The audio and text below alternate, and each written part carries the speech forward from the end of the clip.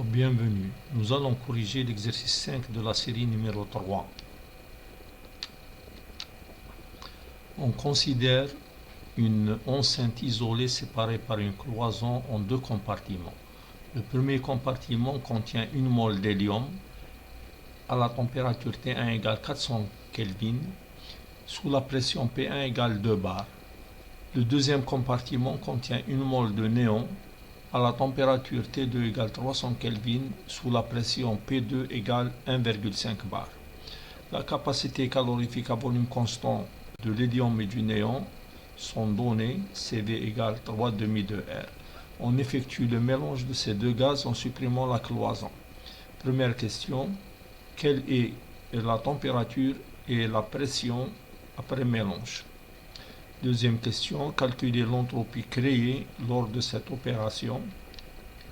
Troisièmement, que devient l'entropie S2 créée si les deux gaz hélium et néon étaient initialement dans deux compartiments sous la même pression et à la même température que dans la première question.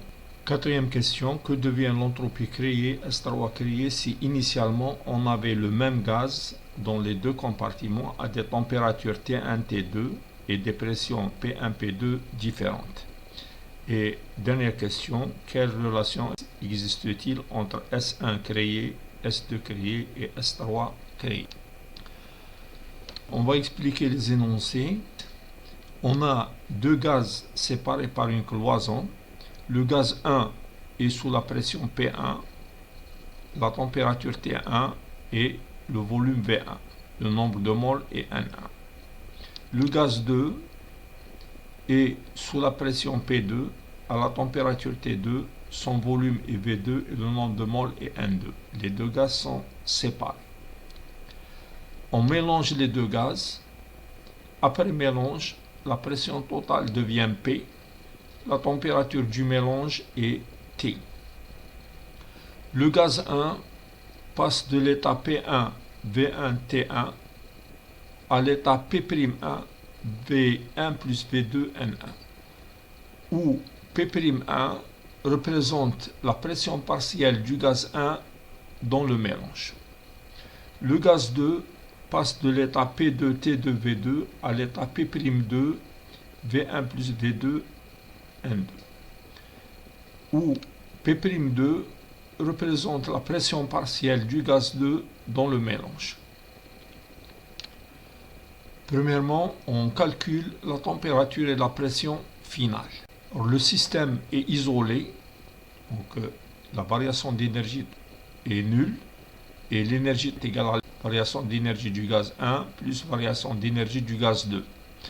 Et comme c'est des gaz parfaits, donc delta U1 est égal à N1 CV1 T moins T1 et delta U2 égale N2 CV2 T moins T2 égale à 0, d'où on tire la température égale N1 CV1 T1 plus N2 CV2 T2 sur N1 CV1 plus N2 CV2.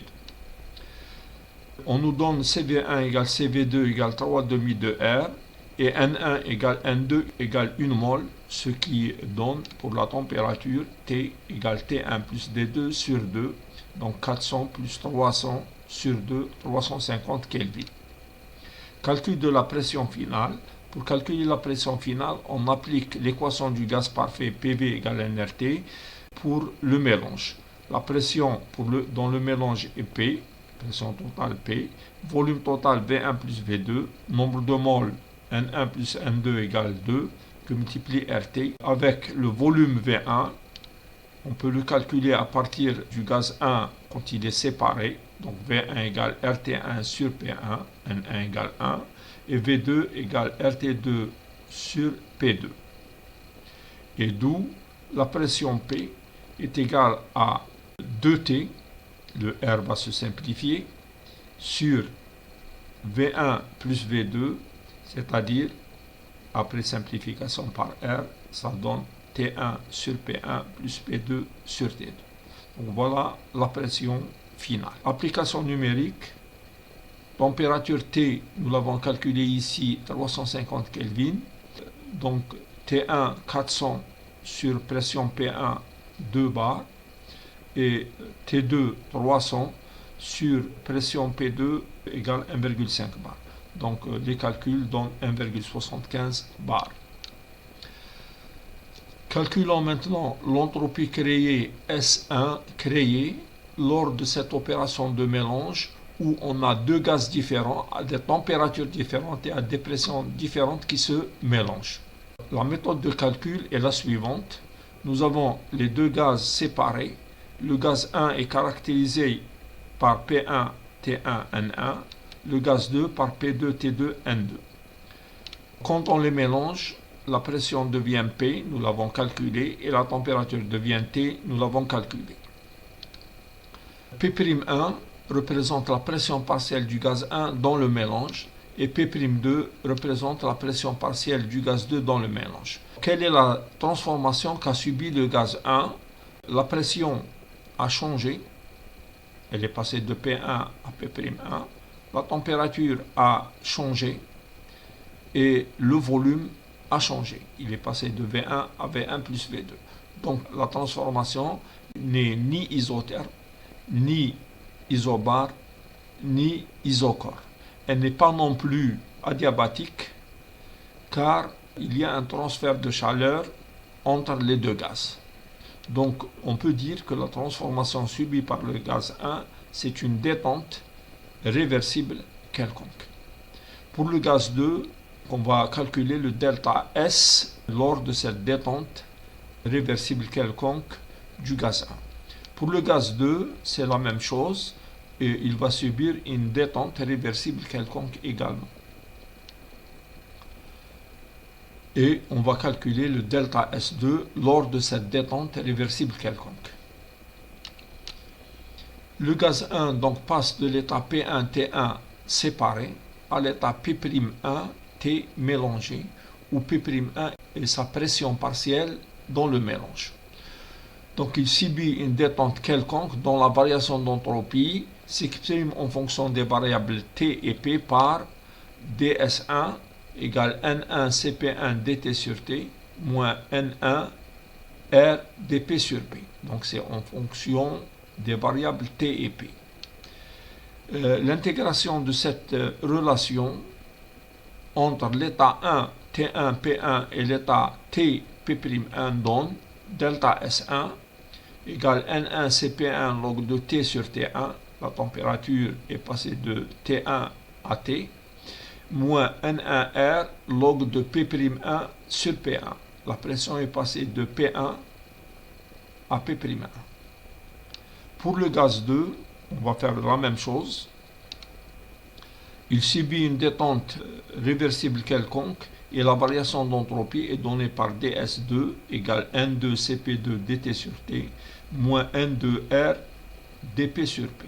L'intégration de cette relation entre l'état T2 P2 et l'état T P'2 donne delta S2 égale N2 Cp2 log de T sur T2, la température passe de T2 à T, moins N2R log de P'2 sur P2. La pression passe de P2 à P'2. Et en remplaçant les pressions partielles en fonction de la pression totale et de la fraction molaire, on obtient ceci. Donc nous avons remplacé ici P'1 par X1P. Pression partielle égale pression totale qui multiplie la fraction molaire. De même pour le deuxième gaz, on remplace P'2 par X2P et on obtient cette relation. Le delta S de l'ensemble est égal à la somme des delta S parce que l'entropie est une grandeur extensive, donc additive.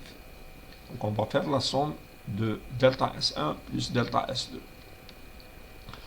Alors qui donne donc N1 Cp1 log de T sur T1 moins N1 log de X1P sur P1 plus N2 Cp2 log de T sur T2 moins N2R log de X2 sur P2.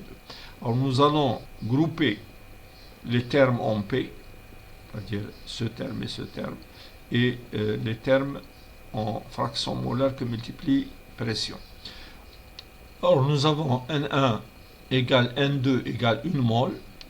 Donc, fraction molaire du gaz 1 égale fraction molaire du gaz 2 égale 1,5.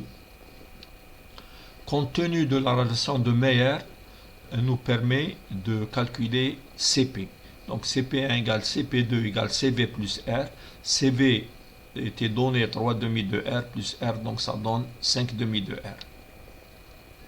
Le delta S devient 5,5 de R log de T sur T1 plus 5,5 de R log de T sur T2 moins R log de X1P sur P1 et moins R log de X2P sur P2. On va grouper les deux termes qui sont là. Donc ça donne R log de X1, X2, P au carré sur P1, P2. Et les deux termes qui sont là, en les groupant, on obtient 5,5 de R log de T carré sur T1, T2. On va séparer les termes en X et les termes en P. Et on obtient donc delta S égale 5,5 de R log de T carré sur T1, T2, moins R log de X1, X2, et moins R log de P carré sur P1, P2. On voit qu'on peut mettre l'entropie sous la forme d'une somme de trois termes. Le premier terme ne dépend que des températures, le deuxième terme ne dépend que des fractions molaires, et le troisième terme ne dépend que des pressions. Or, les calculs, donc en remplaçant par les valeurs qui sont données, on obtient pour le premier terme qui ne dépend que de température 0,429. Pour le terme qui dépend que des fractions molaires, on obtient 11,526. Et pour le terme qui ne dépend que des pressions, moins 0,171. Le total donne delta S égale 11,784 joules K-1. Comme le système est isolé, on a delta S créé égale 0, ce qui implique que S1 créé égale delta S plus delta S extérieur égale 11,784 joules K-1 mol-1. Donc la transformation est irréversible ou naturelle ou spontanée, puisque le S créé est positif. Troisièmement, que devient l'entropie créée, S2 créé, si les deux gaz, hélium et néant, étaient initialement dans deux compartiments sous la même pression et à la même température. Donc ici, on a deux gaz différents, mais ils sont sous la même pression et à la même température. On reprend l'expression de delta S, et si on a la même température, donc T1 égale T2 égale T, ce terme va devenir nul. Si les pressions sont les mêmes, donc on a P1 égale P2 égale P, ce terme aussi devient nul. Et il va rester seulement le terme qui dépend des fractions molaires, parce que les deux gaz sont différents, hélium et néant. Donc, il va nous rester seulement le terme en moins R log de X1, X2, et l'application numérique, donc c'est la même. On trouve pour delta S 11,526, et donc S2 créé égale 11,526 joules K-1, c'est positif, donc la transformation est irréversible, donc naturelle ou spontanée. Quatrième question, que devient l'entropie créée, S3 créée, si initialement on avait le même gaz dans deux compartiments à des températures différentes et à des pressions différentes? Les fractions molaires X1 égale X2 égale 1, parce qu'on a le même gaz, donc ce n'est pas un mélange, donc les fractions molaires sont toutes deux égales à 1. Le terme qui dépend des fractions molaires donc devient nul. Et dans l'expression de tout à l'heure, donc on a le terme qui dépend que de la température, la valeur trouvée est 0,429. Le terme qui dépend des fractions molaires sera nul parce qu'on a x1 égale x2 égale 1. Et le terme qui dépend des pressions, c'est la même valeur, moins 0,171. Donc au total, ce cas-là, on va trouver S créé égale delta S plus delta S extérieur qui est nul. Donc 0,429 moins 0,171. Donc on trouve 0,258 joule K-1 positif. Donc la transformation est irréversible, donc naturelle ou spontanée. Dernière question, quelle relation existe-t-il entre S1 créé, S2 créé, S3 créé? Alors on repart de la même expression avec les trois termes. Le premier dépend que des fractions molaires, le deuxième dépend des températures et le troisième dépend des pressions. Alors S1 créé, c'est l'ensemble des trois termes et nous avons trouvé 11,784 joules K-1. Le terme qui ne dépend que des fractions molaires, nous l'avons calculé et nous avons trouvé 11,526, donc il est égal à moins R log de x1, x2. Et le terme qui dépend des pressions et des températures, la somme des deux, on a trouvé 0,258. Donc, on peut écrire que S1 créé est égal à S2 créé plus S3 créé. Une autre méthode pour retrouver la même expression de delta S consiste à retrouver donc le même résultat selon un chemin qui est constitué de trois étapes réversibles. Cette méthode est exposée ici. Donc on a les deux gaz qui sont séparés, on les mélange et on obtient donc le mélange. Ici, on veut calculer le delta S de cette transformation, qui est une transformation irréversible. Alors, pour faire ce calcul, on va passer par un chemin réversible qui est constitué de trois étapes. Ces trois étapes seront des étapes réversibles, puisqu'on ne sait faire le calcul selon des chemins réversibles. La première étape va consister à équilibrer les températures des deux côtés. Donc on aura un équilibre thermique à volume constant. Donc le volume est maintenu constant, donc la cloison est bloquée et on fait un transfert thermique, transfert de chaleur du gaz le plus chaud vers le gaz le plus froid. Et ainsi on va égaliser les deux températures des deux côtés. Donc la première étape est une étape isochore réversible. Et on sait faire le calcul selon une étape isochore réversible. Deuxième étape, les pressions à la fin de la première transformation ne sont pas les mêmes. Donc on aura une pression différente des deux côtés. Et on va équilibrer les pressions, donc on parlera d'équilibre mécanique, et à température constante puisqu'on a déjà égalisé les températures. Donc ici, c'est un équilibre mécanique, équilibre des pressions, à température constante. Donc ça sera un transfert de travail du gaz le plus compressé vers le gaz le moins compressé. On se retrouve ici avec les gaz séparés, mais des deux côtés, nous avons la même pression, et des deux côtés, nous avons la même température. Donc ici, on va faire un mélange en enlevant la paroi, mais au cours de ce mélange, la température reste la même et la pression reste la même.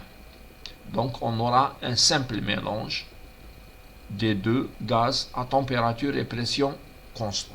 Voilà les trois étapes selon lesquelles on va faire le calcul de delta S. C'est des étapes réversibles. Donc première étape, c'est une isochore. Deuxième étape, c'est une isotherme. Et troisième étape, c'est un mélange à température et pression constante. Le calcul de delta S, donc il sera égal à la somme de delta S1 plus delta S2 plus delta S3. Développons l'étape 1, l'équilibre thermique à volume constant. Donc on a les deux gaz séparés et on les mélange. Alors le gaz 1 était sous la pression P1 à la température T1, il passe à une pression P1F et une température T. Température T est connue, nous l'avons déjà calculé, 350 Kelvin. Et le gaz 2, il est à la pression P2 et à la température T2, il va passer à une pression P2F et T. Les deux températures sont égales. Donc ici, cette opération consiste en un transfert de chaleur du gaz le plus chaud, qui est le gaz 1, vers le gaz le plus froid, qui est le gaz 2. Donc on transfère de la chaleur. Et les deux températures vont s'égaliser. Or, le calcul de delta S pour le gaz 1, il s'agit d'un refroidissement isochore. Et pour le gaz 2, il s'agit d'un chauffage isochore. Donc on peut calculer delta S1 lors du refroidissement isochore et delta S2 lors du chauffage isochore. Les expressions de delta S pour l'étape 1, donc pour le gaz 1, on aura N1 CV1 log de T sur T1 et pour le gaz 2, N2 CV2 log de T sur T2. Donc ici, delta S1 est obtenu en intégrant ds1 égale NCV dt sur T, puisque la chaleur est égale à la variation d'énergie interne quand on est à volume constant. Là, de même, ds2 égale N2 CV2 dt sur T, et en intégrant, on obtient N2 CV2 log de T sur T2. Donc ça, c'est la variation d'entropie pour les deux gaz au cours de la première étape. La pression à la fin de chaque étape, on peut la calculer en écrivant que le système est isochore, donc volume constant. Si le volume est constant, le rapport P sur T est constant, donc on aura P1 final sur T égale P1 sur T1. Et on obtient donc la pression finale du gaz 1 à la fin de la première étape égale P1T sur T1. De même, pour le gaz 2, P2 final du gaz 2 sur la température T2 égale P2 sur T2, et donc la pression finale du gaz à la fin de la première étape égale P2T sur T2. Donc on peut calculer P1F et P2F. Alors pour l'étape 2, on a un équilibre mécanique à température constante. Alors le gaz 1 et le gaz 2 se trouvent dans les conditions P1F, pression finale du gaz 1, c'est la pression qu'on avait à la fin de la première étape, T, N1. Et pour le gaz 2, il est sous la pression P2F, c'est la pression qu'on avait à la fin de la première étape, température T, nombre de moles T2. Or, ces deux gaz vont subir des transformations. Donc, la transformation que subissent les deux gaz, c'est pour le premier une détente isotherme et pour le deuxième une compression isotherme. Donc, à la fin de cette étape, les deux pressions sont égales. Or, on peut calculer la variation d'entropie pour le gaz 1 et pour le gaz 2 en considérant que pour le gaz 1, il y a une détente isotherme et pour le gaz 2, on a une compression isotherme. La variation d'entropie lors de l'étape 2 est égale à moins N1R log de P sur P1F moins N2R log de P sur P2F. Or, il s'agit de transformation isotherme. Compte tenu des relations précédentes démontrées, P1F égale P1T sur T1 et P2F égale P2T sur T2, l'expression de delta S pour l'étape 2 devient N1R log de P T1 sur P1T moins N2R log de P T2 sur P2T. Donc, dans l'étape 3, on a un mélange des deux gaz à température et pression constante. Et dans ce cas-là, nous avons vu en cours que l'entropie de mélange de deux gaz qui sont à la même température et à la même pression est donnée par moins R facteur de N1 log de X1 plus N2 log de X2. Donc on va calculer la variation d'entropie globale au cours de cette opération de mélange qui sera égale au delta S lors de la première étape, plus le delta S lors de la deuxième étape, plus le delta S lors de la troisième étape. Donc on obtient cette expression et on va remplacer CV1 égale CV2 égale 3 demi de R, CP1 égale CP2 égale 5 demi de R car CP égale CV plus R relation de Mayer, et on a remplacé les nombres de moles N1 égale N2 égale 1 mol. Donc l'expression qui est là va devenir, dans cette expression, on va grouper les termes en T ensemble, les termes en P ensemble et les termes en X ensemble.